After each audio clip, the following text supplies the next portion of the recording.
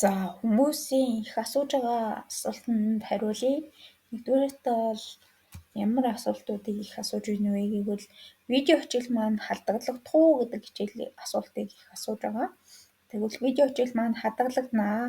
Discord сервер дээрээ видео хичээлүүд маань байрсан байгаа учраас хадгалалт дээр бол алга болно гэж санаа зовтгоё. За тэгвэл одоо ямар чухал зүйлүүд явагдах вэ гэвэл даалгавар хамгийн чухал байгаа. Энэ даалгавруудаа бүгдээрээ идэвхтэй сайн хийж явах нь бол та бүгдийн маань зохиол бичихэд бол хамгийн чухал зүйлийн нэг байдаг учраас бүгдээрээ энүүн дээр илүү гол анхаарлуудаа өгч явуулнаа гэсэн үг.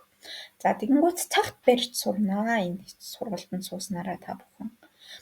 За цаг барьж сурна гэхээр одоо видео хичээл өгчээд тэгээд 24 цагтаа багтаад оруулах ёстой.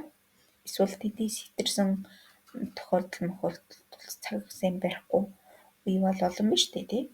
Энэ бол та бүгдийн цагийн баримжаатай цахилгаан баттай болоход илүү чиглүүлэгдсэн зүйл байгаа. За тэгвэл одоо хэрэгцүүлэх их цаг гаргах хэрэгтэй.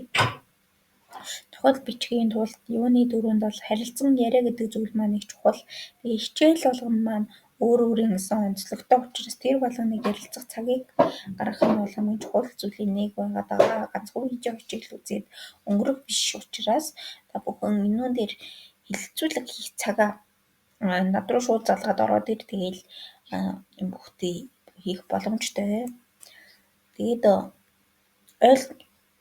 тэгээ асуух асуулт гэдэг нь одоо хэсэг дээр асуулт байвал бичээд тэгээд үндсэн чат гэдэг дээрээ яг тийм байна, юм байна гэдэг асуултуудаа ч юм уу тий нөхцөл байдлаа хэлээд явж явах боломжтой.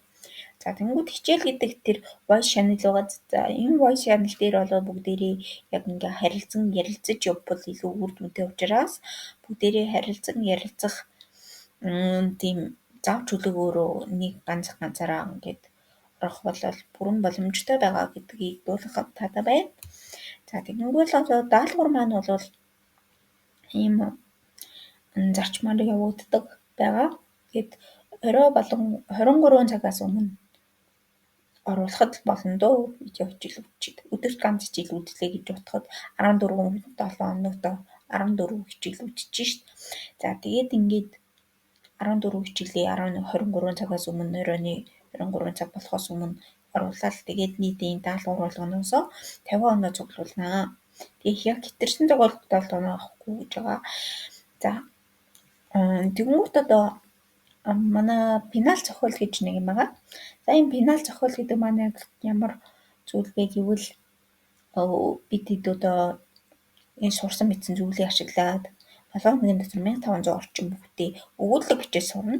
За тэгвэл энэ өгүүлэг бичгтээ бол нэг 10 орчим шалгуурыг тавьж хийхээр байгаа. Тийм учраас энэ даалгавруудын онооны пенал зохиолын оноод нийлж гарах учраас та хэдийн бүтээмжийг илүү өсгөх зорилготой хичээлүүд даалгаврууд маань байгаа учраас хариуцлагатай хандаа саяж бол хүсэж байна.